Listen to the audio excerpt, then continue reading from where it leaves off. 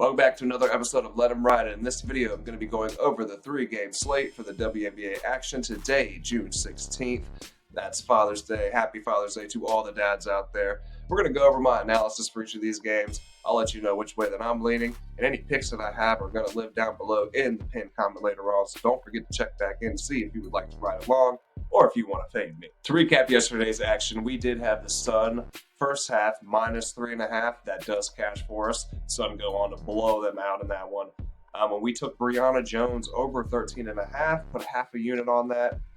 She comes in just under that at 12 points. She had a great first half and then just really couldn't buy a bucket in the second half there. And then we took the Aces money line. I'm going to tell you right now, I'm probably not going to put any money or look their way until they show me that they can get things together. I don't know what's going on with that squad over there. Back-to-back champs and just yet another disappointing outing. They were playing a great Liberty team, don't get me wrong, but this is not the Aces team that anybody came to expect this season. So we finished 1-2 on the night there. Overall, we are still up just under 2 units for the week as far as WNBA bets, so I'm not going to lose too much sleep over this. I'm not going to get too down and dwell in the dumps about it. However, I don't like to lose, so let's get back on the right side of things today. All right, for our first game, we have the Chicago Sky taking on the Indiana Fever. Fever are laying 2 in this one. The over-under is sitting at 164.5. The Sky are 4-8 straight up. They're 5-7 against the number, but they've now lost 5 of their last 6, while the Fever are 4-10 straight up. They're 6-8 against the spread, and they're looking to get their 4th win now in 6 games. Tammy Falk-Bentley is listed out still with that foot injury, and Coach said that they will know more about her in the next couple days. Elizabeth Williams is out for the foreseeable future for Chicago with that torn meniscus. This should be a fun one, though, with the budding rivalry forming between these young squads. Their young rookies, Angel Reese and Caitlin Clark, going back to college. The infamous shove took place when these two teams met last, and that set the internet and the media on fire. I like Indiana in this spot. They got the one-day rest advantage. They're at home. They're playing better ball than Chicago as a whole. The Sky are struggling to score, ranking 8th in scoring in the W. They're shooting the 3 very poorly with the 3rd worst shooting percentage from deep. The least 3s made per game overall. They've only been slightly better on the defensive end, but over the last 5 games, they've ranked 7th in defensive rating. They're last in opponent second chance points, and second to last in both opponent points in the paint and points off turnovers. Sky do defend a 3 at the 3rd best rate in the W, but Indiana has slowed things down more lately.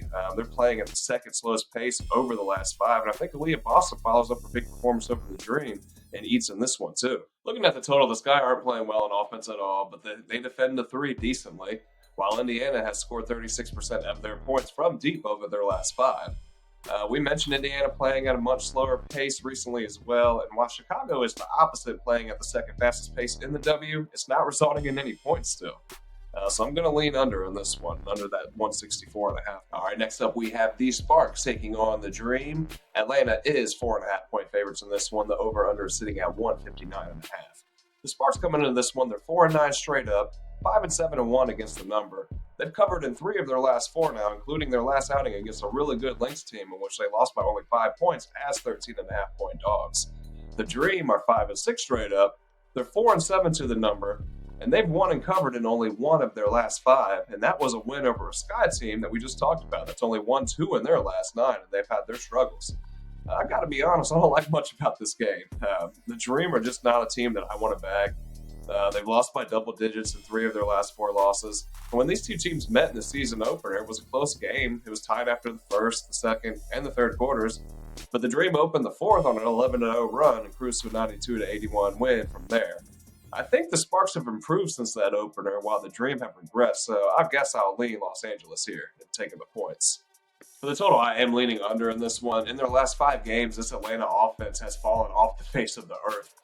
They're dead last in points per game and field goal percentage. The Sparks are second to last in field goal percentage in their last 5 as well. So give me the under in this one. All right, our 3rd and final game on the slate should be a really good one. I'm excited for it. The Seattle Storm taking on the Phoenix Mercury. The Storm are laying 3 in this one. The over-under is sitting at 165.5. Seattle is 9-4, both straight up and against the spread. Phoenix is just 6-7 straight up. They're 8-5 against the number. The Mercury are also 2-1 straight up and 3-0 to the number since the return of Brittany Griner.